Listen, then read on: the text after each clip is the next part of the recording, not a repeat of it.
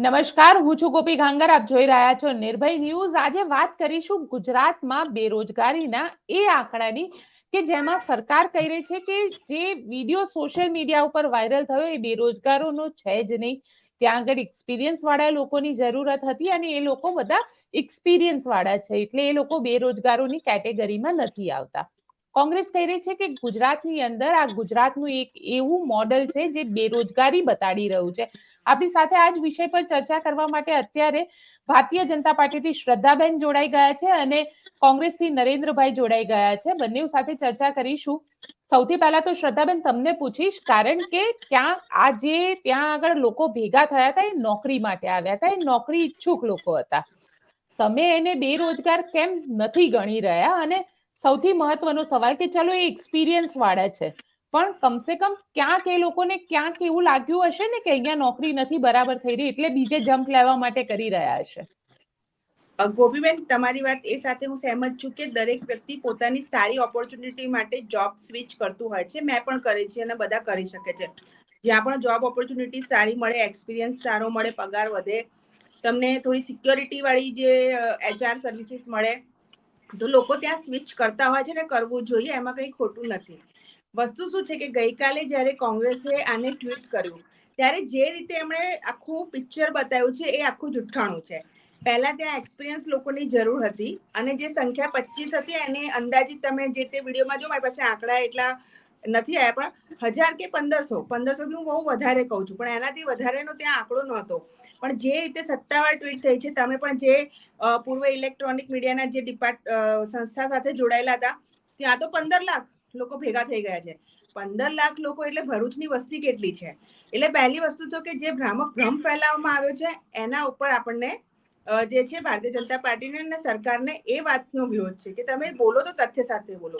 હવે તમને હું રોજગારીની વાત કહી દઉં તો બિલકુલ તમે રોજગારીની ડિબેટ મારી જોડે કરવી જોઈએ અને સત્તા પક્ષ તરીકે પ્રતિપક્ષનો 100% અધિકાર છે કે જે અમે કીધું હતું કે અમે દર વર્ષે 2 લાખ રોજગારી આપીશું, તમે આપી કે કેમ એ પ્રશ્ન પૂછવાનો એમનો અધિકાર છે અને અમારે એનો જવાબ આપવો જ જોઈએ.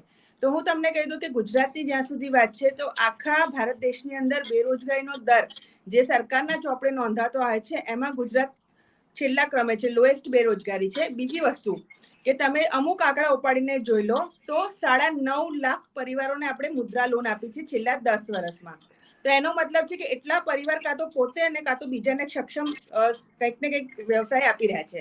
એની સાથે 12.5 લાખ લોકો, 12.5 લાખ લોકો એમને છેલ્લા 10 વર્ષમાં PF એકાઉન્ટ ખોલાયા છે. એનો મતલબ છે કે એ લોકો સરકારી કાં તો અર્ધ સરકારી કાં તો પ્રાઇવેટ પ્રોવાઈડર્સ ત્યાં જોબ કરી રહ્યા છે. તો આટલા PF એકાઉન્ટ 10 વર્ષનો હું આંકડો આપું છું અને બધું કમ્બાઈન કરો એટલે 22 લાખ, એટલે દર વર્ષે 2 લાખની રોજગારીનું સર્જન. હવે રોજગારી 2 પ્રકારની હોઈ શકે છે. એક હોય છે સરકારી, જે સરકારી જોબ હોય છે જેની સૌથી વધારે ડિમાન્ડ છે કારણ કે લોકોને એવું લાગે છે કે આમાં સૌથી વધારે સિક્યોરિટી છે. અને બીજી વસ્તુ હોય છે કે સરકારોનું કામ છે કે રોજગારીનું નવું સર્જન કરે, પ્રાઇવેટ પ્રોવાઈડરો આવે, ઉદ્યોગપતિઓ આવે, ઇન્વેસ્ટમેન્ટ્સ આવે અને એના લીધે ઉદ્યોગોની સ્થાપના થાય. તમે જો તો હાઈએસ્ટ GIDC આપણી પાસે છે, સોલ્ટ આપણી પાસે છે, સિરામિક ઉદ્યોગ આપણી પાસે છે, ડાયમંડ આપણી પાસે છે.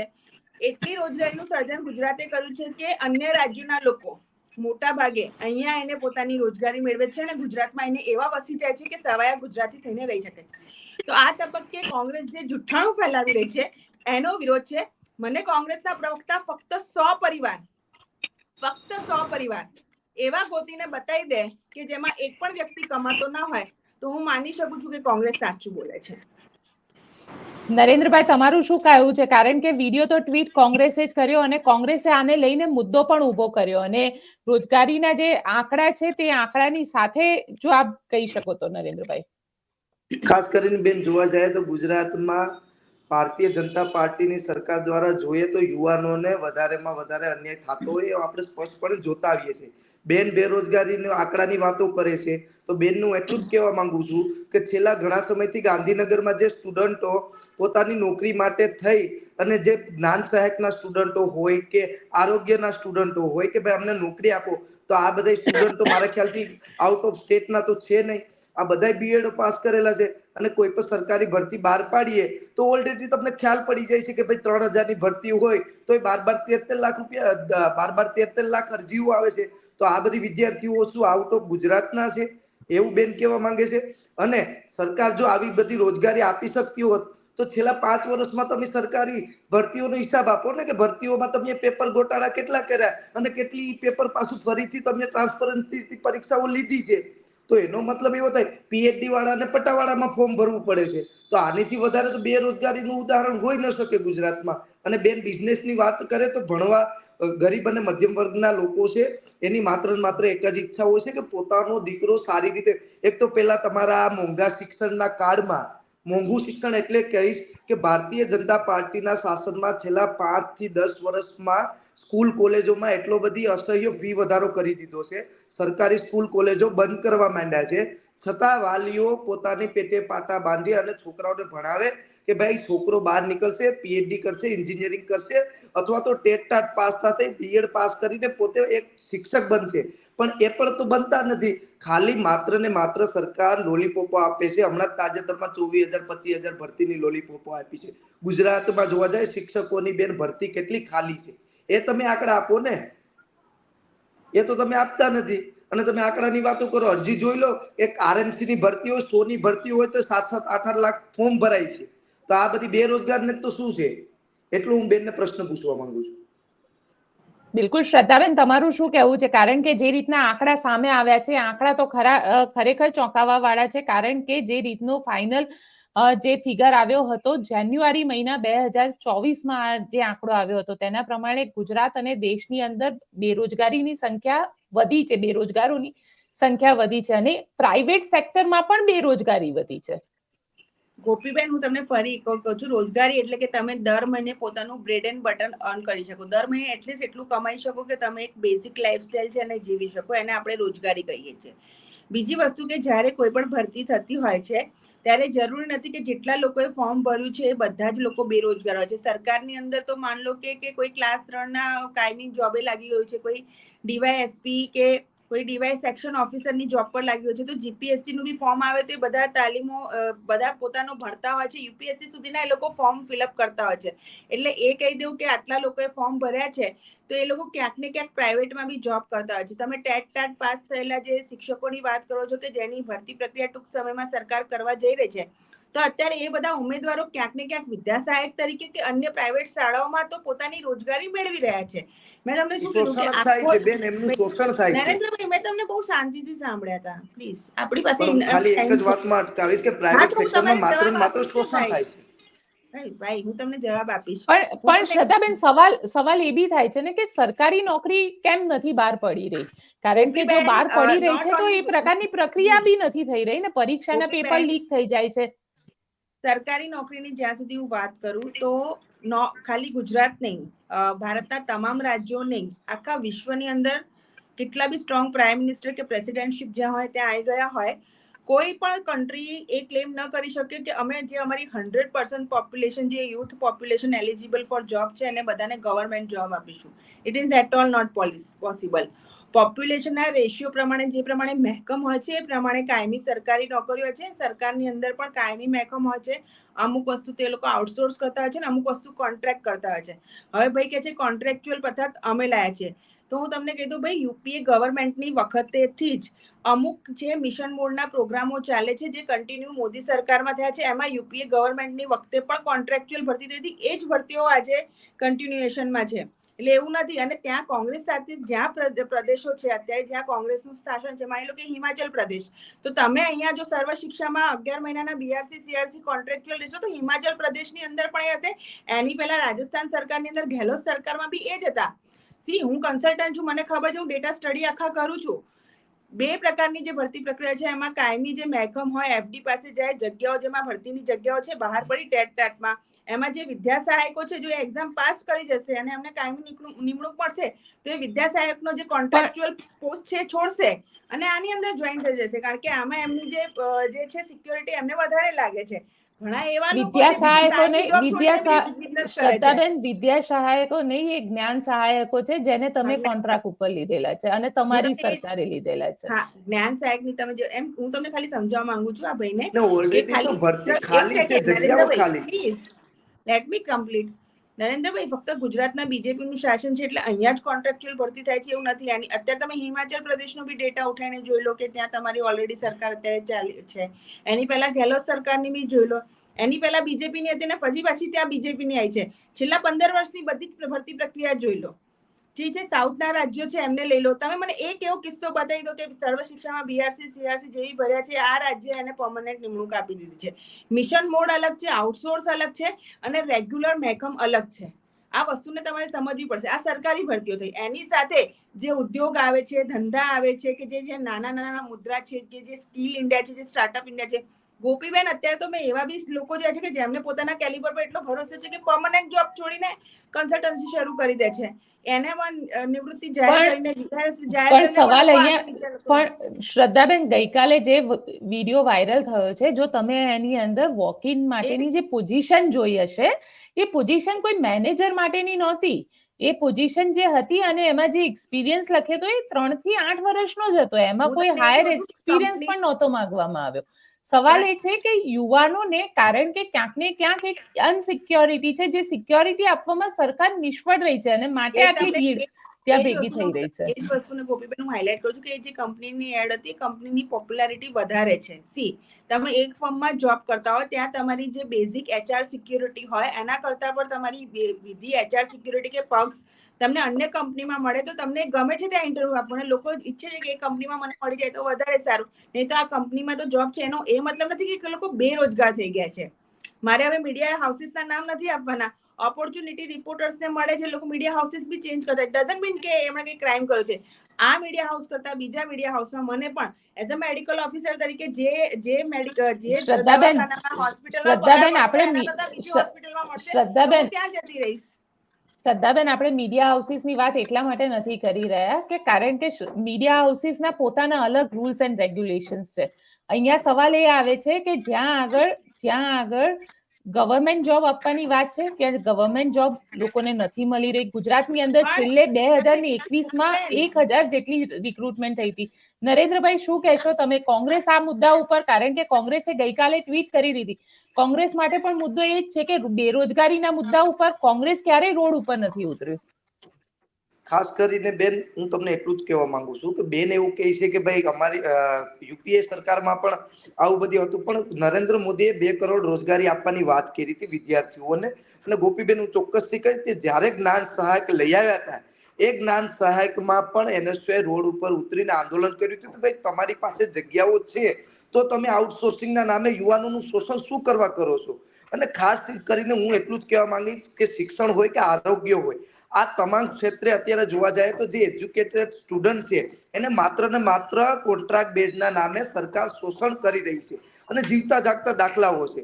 અત્યારે રોજગારીની વાત કરે છે કે ભાઈ બિઝનેસ કરે. બેન તો એવું કહેશે કાલ સવાર કે પીએચડી કરીને પણ તમે પકોડા તળો, તો એનો મતલબ એ કે તમને રોજગારી મળી જશે. જે જેવી કેપેબિલિટી રાખે છે એ મુજબની એને રોજગારી મળવી જોઈએ. અને કોંગ્રેસનું સ્ટેન્ડ બેન ક્લિયર છે. રોજગારી માટે કોંગ્રેસ લડે છે, ભરતીઓ માટે પણ કોંગ્રેસ લડે છે.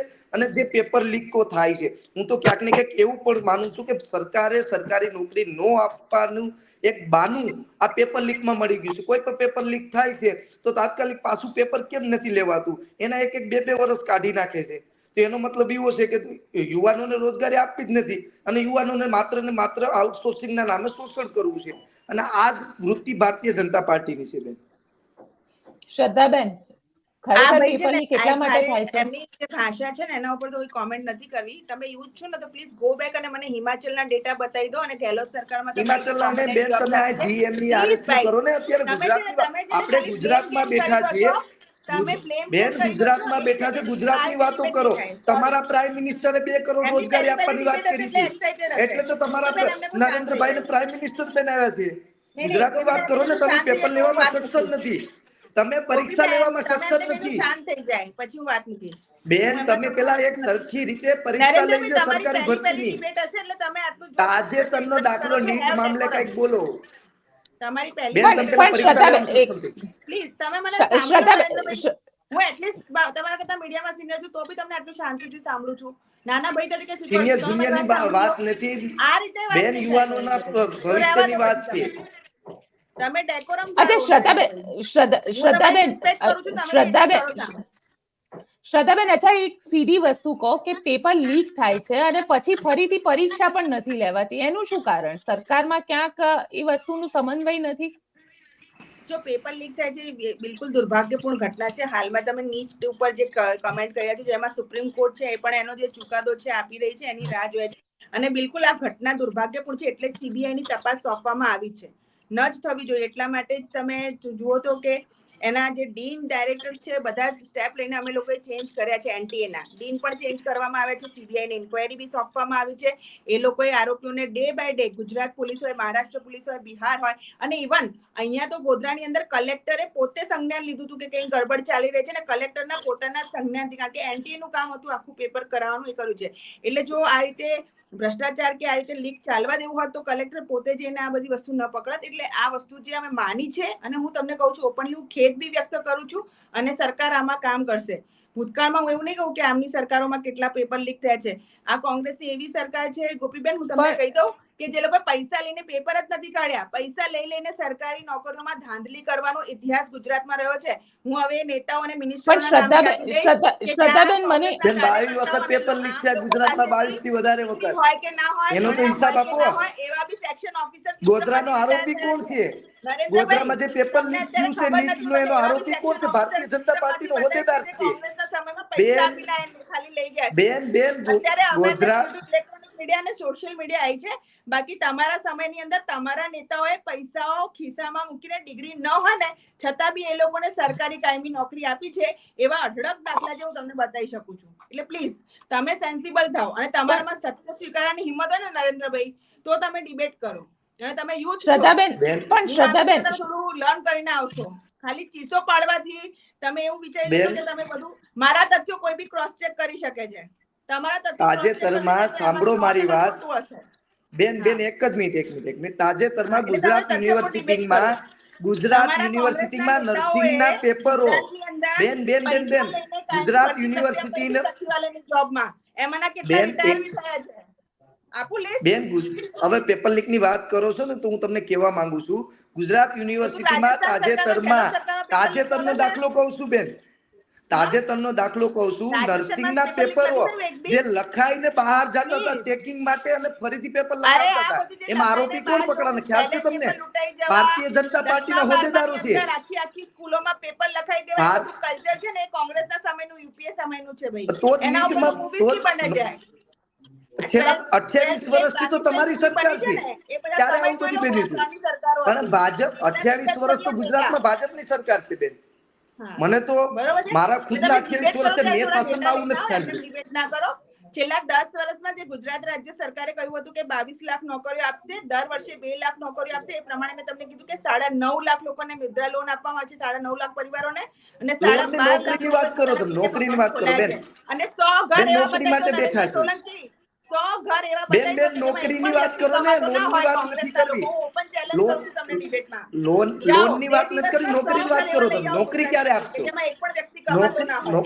નોકરી ક્યારે આપશો? ગોપીબેન, એમને કોને યુથ નોકરી આપો ને, લોન નથી જોતી. એવા ગોતીને લઈ આવે ગુજરાતમાં કે જ્યાં એક પણ વ્યક્તિ કમાતો ના હોય. ખાલી 100. શ્રદ્ધાબેન, મારા એક મિનિટ, મારા ઘરમાં શ્રદ્ધાબેન, મારો સવાલ એ છે કે મારા ઘરમાં મારા ફાધર કમાતા હોય અને મારી ઉંમર 25 ની હોય અને હું કઈ કમાતી ના હોઉં, એન્ડ ઇટ ડઝન્ટ મીન કે હું બેરોજગાર નથી. તમે આ જે રીતે લોકો પિક્ચર બતાવી રહ્યા છે બેરોજગારી ગુજરાતમાં કશું જ નથી બેન, એની સામે મારો વિરોધ છે કે જે પ્રમાણેની એટલે તો ગાંધીનગરમાં સ્ટુડન્ટ આંદોલન કરે નરેન્દ્રભાઈ પ્લીઝ, મને ખબર તમારી પહેલી ડિબેટ છે, તમે થોડા એક્સાઇટેડ છો, પ્લીઝ. નહીં, મારી કોઈ પહેલી ડિબેટ નથી બેન. બેન તમે સાંભળો મારી વાત, પહેલી બીજીની વાત જ નથી. તમે પણ ગાંધીનગરમાં બેન ખાલી આપણો તમારે કાઢવું ને બેરોજગારનો. સાંભળો, આપણે મુદ્દાની વાત કરીએ શ્રદ્ધાબેન, આપણે મુદ્દાની વાત કરીએ. ગોપીબેન એક જ વાત મારી, ખાલી બેરોજગારીનો આંકડો તમારે કાઢવો છે ને રિયાલિટીનો, તો તમે ગાંધીનગરના જેટલા પોલીસ સ્ટેશન છે ને બેન, એમાં અટકાયતનું લિસ્ટ મંગાવો સ્ટુડન્ટના, તો પણ તમે અટકાયતનું લિસ્ટ સ્ટુડન્ટ ઉપર તમે તોફાન કરવા જશો તો અટકાયત તો થશે ને. એવું નથી, કાયદો તો કાયદાનું કામ કરશે ને. હું તમને લોકોને બધાને નમ્ર વિનંતી કરું છું કે મહેરબાની કરીને ધરણા પ્રદર્શન કરો, પણ લોકશાહીની રીતે કરો. કોઈ પણ એ રીતે ના કરો કે તમને પોલીસ ડિટેન કરે, પછી એવી કલમો લગાડે કે જે તમે કાયદાકીય રીતે સંસ્થાને નુકસાન કર્યું હોય, તોડફોડ કરી હોય, એની બધી કલમો લાગશે. જજ સાહેબ બી બહુ નારાજ થઈ ગયા હતા, એટલે પથ્થર ફેંક્યા હતા કે આગોતરા જામીન ના મંજૂર કર્યા છે. એટલે મહેરબાની કરીને બધું શ્રદ્ધાબેન, જુઓ થોડું. શ્રદ્ધાબેન 1 મિનિટ, નરેન્દ્રભાઈ આપણી સાથે ફરી જોડાઈ ગયા છે. નરેન્દ્રભાઈ, તમે શું કહેતા હતા? બેનને જો બેરોજગારીનો આંકડો જોતો હોય તો ખરેખર ગાંધીનગરના જેટલા પોલીસ સ્ટેશન છે ને બેન, એનો છેલ્લા 2 વર્ષનો તમે ડિટેન્શનનો રેકોર્ડ કઢાવો પોલીસ સ્ટેશનમાંથી, એટલે ખબર પડશે ત્યાં વિદ્યાર્થીઓ કઈ મજા નથી આવતી કોઈ વિદ્યાર્થીઓને રોડ પર ઉતરવાની. કાયદાકીય રીતે નુકસાન કરી રહ્યા છો તમે, અરાજકતા ફેલાવી રહ્યા છો, જુઠ્ઠું પણ બોલીને. ઈ જ હું તમને કહું છું કે કોઈ આગેવાનો નહોતા કોંગ્રેસના, ત્યાં વિદ્યાર્થીઓ હતા બેન. ઉશ્કેરે છે અને બેન વિદ્યાર્થીઓ હતા તો રોજગારી આપી દો ને, તમે નહીં ઉશ્કેરશો. નુકસાન થાય છે ગોપીબેન. પણ એટલા જ બધી તમને ગયા બિચારા જે યુવાનો છે એમણે કાયદો હાથમાં લીધો અને એના લીધે બિચારા જેલની અંદર છે. બેન તમારે અમારી પાર્ટીનું છે બેન, તમારે અમારી પાર્ટી નક્કી કરવાનું નથી આવતું. આ બધા નેતાઓ ભડકાઉ ભાષણ કરીને જતા રહે છે. તો તમારા ગુંડાઓ શું કરતા હતા ત્યાં? એમના કાર્યકર્તાઓ તો તમારા ગુંડાઓ શું કરવા આવ્યા હતા ત્યાં? કાર્યકર્તાઓ ઉપર FIR થાય છે. એમના તો કાર્યાલય તમારા ગુંડાઓ શું કરવા આવ્યા હતા? 5 છોકરાઓની આગળ જામીન છે ના મંજૂર. બેન તમારા અમારા છોકરાઓની ચિંતા કરવાની જરૂર નથી, તમે તમારા લોકોની ચિંતા કરો. પોલીસના ડરથી તમારા લોકોના લીધે થયું છે. હું બંનેને મ્યુટ કરી દઈશ, કારણ કે આપણો મુદ્દો બેરોજગારીનો છે. અહીંયા કોંગ્રેસ કાર્યાલય ઉપર પથ્થરમારાની વાત નથી. સવાલ અહીંયા એ ઊભી થાય છે. સવાલ અહીંયા ગાંધીનગર પોલીસની વાત એટલા માટે કરવામાં આવી કારણ કે જ્યારે પણ છોકરાઓ આંદોલન કરવા જાય, પોતાનો હક માંગવા માટે જાય, શ્રદ્ધાબેન, ટેટ ટાટના વિદ્યાર્થીઓ છે, પોતે રોજગાર માંગી રહ્યા છે, સરકાર પાસે ભીખ નથી માંગી રહ્યા. અને સરકારે જ્યારે પરીક્ષા લીધી ત્યારે એ લોકોએ પરીક્ષા આપી અને ખૂબ મહેનત કરીને આપી છે. એવું પણ નથી કે એ લોકો રાતોરાત પાસ થઈ ગયા હોય. હું પણ અહીંયા છે ને ડબલ ડિગ્રી હોલ્ડર છું, કઈ બિલકુલ ભણ્યા ગણ્યા વગર આવી ગયું નથી. મેં મેડિકલ બી કર્યું છે, પોસ્ટ ગ્રેજ્યુએશન બી કર્યું છે. મેં પણ જોબ માટે મહેનત કરેલી છે, એટલે હું બી એ યુથ જ છું કે જે આવ્યું છે ને હું સમજી શકું છું. 1 વર્ષ બગડે તો શું થાય, તમને જોબ ના મળે તો શું થાય. અને એમાં મેં એજ્યુકેશન લોન લઈને મેં મારું ભણતર પૂરું કર્યું છે, એના હપ્તા મેં ભર્યા છે. એટલે મને એ સંવેદનાઓ દરેક માટે હોય અને હું એ રીતે નાગરિક તરીકે અને ભારતીય જનતા પાર્ટીના કાર્યકર્તા તરીકે બી એ રીતે જ ઈચ્છું કે બધા પાસે એવી રોજગારી હોવી જ જોઈએ કે લોકો પોતાના ઘરની અંદર પોતાનું ધ્યાન રાખે. ગુજરાતની અંદર આઉટ ઓફ ગુજરાતથી લોકો આવીને રોજગારી મળ્યા છે, પણ કોંગ્રેસના શાંતિ છે એ ચૂકી રહી છે. ટેટ ટાટના વિદ્યાર્થીઓ સાંભળો, ટેટ ટાટના વિદ્યાર્થીઓ આવી શકે છે, પોતાની માંગ મૂકી શકે છે, કાયમી શિક્ષકોની ભરતી થાય એ પ્રમાણે સરકારને કહી શકે છે. સરકારે ભરતીની જાહેરાત પણ કરી છે, પણ તમે એવું માનો છો કે જગ્યા છે એના કરતા વધારે વિદ્યાર્થીઓ પાસ થઈ ગયા હશે તો એ બધાને જોબ મળવાની છે. જેટલી જગ્યા છે એ બધી ભરાઈ જશે, પછી તો ક્યાંક ને ક્યાંક લોકો પ્રાઇવેટ જે જગ્યાઓ છે કે બીજી અન્ય જગ્યાઓમાં જોબ કરશે કે નહીં. તો આખી વસ્તુને તમે ડિબેટ કરવી છે તો બધા જ મુદ્દાને લો કે આટલી સરકારી હોય શકે, સરકારી હોય શકે, આટલી પ્રાઇવેટ પ્રોવાઇડર્સની હોય શકે. શ્રદ્ધાબેન, હું અત્યારે એક ડેટા જોઈ રહી છું અને આ ડેટા છે લેબર ફોર્સ પાર્ટિસિપેશન રેટ જે છે, આ જાન્યુઆરી 2023 નો ડેટા છે અને તેના પ્રમાણે જોવા જઈએ તો ગુજરાતની અંદર જે પરિસ્થિતિ છે તે ગુજરાત દેશમાં સૌથી લોએસ્ટ છે. એ જ મેં કીધું ને કે લોએસ્ટ છે. બેરોજગારીનો દર ગુજરાતમાં સૌથી ઓછો છે, 4 સમથિંગ જે છેલ્લે મેં વાંચ્યું છે એના કરતા બી શાયદ લોએસ્ટ ગયો છે. અને સરકારી ચોપડે નોંધાય છે ગાંધીનગરની અંદર. પ્લેસમેન્ટ એના ઉપરથી બી અપાય છે. આ ડેટા પ્રમાણે ડિપાર્ટમેન્ટ અલગ અલગ જગ્યાએ પ્રાઇવેટ પ્લેસમેન્ટ બી કરાવે છે. સપોઝ પાણી પુરવઠાની સરકારી જોબ હોય તો એની સાથે કોઈ પ્રાઇવેટ પ્રોવાઇડર આવ્યું હોય ને તો એને પણ આ ડેટા શેર કરવામાં આવે છે. એટલે લોએસ્ટ છે ગુજરાતની અંદર, હું એ જ કહી રહી છું. શ્રદ્ધાબેન, એ 3.1 છે અને દેશનો તો ઘણો વધારે છે. દેશનો તો ઘણો વધારે છે. તો 2 કરોડ રોજગારી આપી છે નરેન્દ્રભાઈ. મેં 4 કીધા, તમે 3.1 2014 થી 2 કરોડ 3.1 કહી રહી છું, 3.1 કહી રહી છું, પણ કેન્દ્રમાં પણ તમારી સરકાર છે અને દેશની અંદર આ ડેટા ઘણો હાઈ છે. ભૂલી ગયા છે કે કેન્દ્રમાં એમની સરકાર છે. એક સેકન્ડ, એક નરેન્દ્રભાઈ, એક સેકન્ડ. હવે ગોપીબેન, સીધી સાદી વાળી વસ્તુ સમજો. પહેલાની સરખામણીમાં તમારું ઇન્ફ્રાસ્ટ્રક્ચર ડેવલપમેન્ટ જોઈ લો કે રોડ છે, વંદે ભારત છે, તેજસ ટ્રેન છે, જે તમારા નેશનલ હાઈવે નીતિન ગડકરી રોડના ખાડા જો એમ્સ બન્યા. પ્લીઝ ભાઈ, રાજકોટમાં રોડના ખાડા પર જોવો ને, કાર્યકર્તાઓએ મફતમાં જઈને નથી એમાં મજૂરી કરીને બનાવી. ત્યાં કોઈ એમને રોડના ખાડા જોવા જોઈએ. તમારી સરકાર છે બેન, અમે નથી બેઠા કે અકાઉન્ટન્ટ રોકાયો છે, ત્યાં કોઈને કોઈ પ્રોજેક્ટ રોકાયા છે. તો ટીઆરપી ગેમ જો, તો ટીઆરપી ગેમ જો ઘટનાના બનાવો બને છે ને બેન. કાર્યકર્તાએ જઈને હાથમાં કોંગ્રેસના બેન, રાજકોટમાં 30 લોકો તો તમારા ભ્રષ્ટાચારી કોર્પોરેશનના હિસાબે મરી જાય છે. 15 ઓગસ્ટ 1947માં તો મહારાણા પ્રતાપનો ભાલો પણ મારા દેશમાં મ્યુઝિયમમાં મૂકેલો છે. એ વખતે કોંગ્રેસની સરકાર નહોતી. તાત્યા ટોપેને એ લોકોએ પણ આઝાદી અપાવી છે. 1757 વિપ્લવનું યુદ્ધ બી થયું હતું. તમે ક્યાં હતા? ભારતીય જનતા પાર્ટી વાળા ક્યાં હતા આઝાદી અપાવવામાં? થોડું સ્ટડી કરીને આવો. થોડું ભાઈ સ્ટડીની વાત ને બેન, તમે રોજગારીની વાત કરો. રોજગારી ક્યારે મળશે? ટેટ ટાટના જે ઉમેદવારો છે, માનવ સંસાધન વગર આખા વિશ્વમાં ના થઈ શકે. ગોપીબેન, જે ફોરેસ્ટરની પરીક્ષા છે, તેજસ ટ્રેન બની હોય કે આના વંદે ભારતના કોચિસ બન્યા હોય કે રેલની આટલી લાઈનો લગાવી હોય કે ઇન્ફ્રાસ્ટ્રક્ચર ડેવલપમેન્ટ આટલું થયું હોય, આટલી નવી હોસ્પિટલો બની હોય, એની અંદર ડોક્ટર્સ, પેરામેડિકલ સ્ટાફ આવ્યા હોય, આયુષનું ઇન્ફ્રાસ્ટ્રક્ચર અપગ્રેડ થયું હોય, મુદ્રા થઈ હોય, સ્ટાર્ટઅપ થયા, સ્કિલ યુનિકોર્ન કેટલા થયા છે? તમે યુનિકોર્નની સંખ્યા ગણી લો. અને એ યુનિકોર્ન થાય છે ને, તો એની અંદર એ લોકો કેટલી રોજગારી આપે છે તે સંખ્યા બી ગણી લો. બિલકુલ નરેન્દ્રભાઈ, છેલ્લી વાત તમારું, તમે શું કહેશો? તમારો ઓડિયો બહુ ડિસ્ટર્બ થઈ ગયો છે.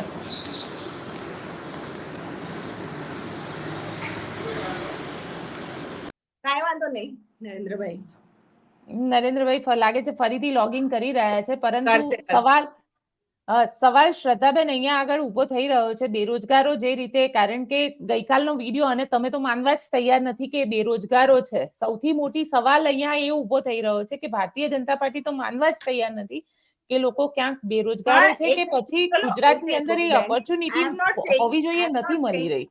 ના ના, તમારી ભારતીય જનતા પાર્ટી અને ઋષિકેશ પટેલનું પણ સ્ટેટમેન્ટ આવ્યું છે.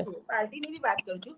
ચલો માની લો કે એવું માની લઈએ છીએ કે આમાંથી અમુક લોકો રિયલમાં બેરોજગાર હતા ને આયા છે, પણ હવે 1500 અને 15 લાખ કેટલા મીંડા આગળ પાછળ લાગે છે એ તો જુઓ. અરે પણ 1500 આવ્યા તો બી શ્રદ્ધાબેન, મુદ્દો તો છે ને કે 10 પોઝિશન માટે 1500 બી મોટો આંકડો છે. હું તો કહું છું એક વ્યક્તિ બી બેરોજગાર એવો ના હોય છે. દરેકના ઘરમાં ચૂલો ચાલવો જોઈએ. એક વ્યક્તિના ઘરની અંદર ચૂલો ન ચાલે એવી પરિસ્થિતિ ના હોય છે. એ જ આદર્શ વ્યવસ્થા છે અને એના ઉપર જ આપણે કટિબદ્ધ રહેવું જોઈએ. પણ ગોપીબેન, હું તમને શું કહું છું કે જ્યારે પણ વિપક્ષ કોઈ મુદ્દો ઉઠાવે છે ને, એ રીતે ઉઠાવી દે છે ને કે જાણે કશું છે જ નહીં, અરાજકતા ફેલાઈ ગઈ છે. સો એ લોકો જો રિસર્ચ કરીને આવે ને કે ભાઈ આટલું છે ને આટલું તમે કરો, આના માટે કાન પકડો. હું તો કહું છું ડિબેટ હોવી જ જોઈએ. તમે આવી કરશો તો બીજું સરકારને બીજા 50 યુનિકોર્ન ને આઇકોન થાય એવા સ્કિલ ઇન્ડિયા ને સ્ટાર્ટઅપ પ્રોગ્રામ ક્રિએટ કરવા પડશે. એમાં કઈ ખોટું નથી, પણ જે પ્રમાણે એને એકદમ કે ભાઈ અભી બદલાઈ લેને का सुबह उठ के ऐसे मार ही डालने का, ये टाइप का जो पूरा नरेटिव सेट किया जाता है ना, પ્રોબ્લેમ ત્યાં છે. બાકી બધા જ વિપક્ષે મુદ્દો મૂકી શકે છે, એનાથી ફાયદો બી અમને થશે. અમુક એવી એનાલિસિસ હશે કે જે અમારા ધ્યાનમાં નહીં રહી હોય ને એ લોકોએ કરી હશે. સરવાળે ફાયદો દેશને જ થવાનો છે. આ બધું થશે તો સરવાળે એનો ફાયદો હંમેશા દેશ અને દેશના નાગરિકોને થવો જોઈએ. આમાં નુકસાનની વાત નથી. અમે બધી જ વાતને ખરાબ છે એવું ગણતા બી નથી, પણ તમે જે રીતે આ મુદ્દો ગઈકાલ રાતથી છે, આપણે એના ડેટા બી આપીએ છીએ, એ અમની વાર ડેટા આપે કે ભાઈ આટલા આમ છે, આ કરવું જોઈએ, આ કરવું જોઈએ. સી એના બી ડિપેન્ડન્ટ ડિસ્કોર્સ હોઈ શકે છે, એની બી તમે વાર્તાલાપ થઈ શકે છે. પણ આપણે નેગેટિવ ક્યારે કરવામાં આવે છે ને ગોપીબેન, દુર્ભાગ્ય ત્યાં થઈ જાય છે. છેલ્લી વાત લઈ લઈએ. નરેન્દ્રભાઈ, શું કહેશો તમે? ખાસ અમે તો બેન પાસે એવી જ અપેક્ષા રાખીએ કે જેવા ભાષણો 2-2 કરોડ રોજગારીની વાત કરી હતી એવા મળી રહે.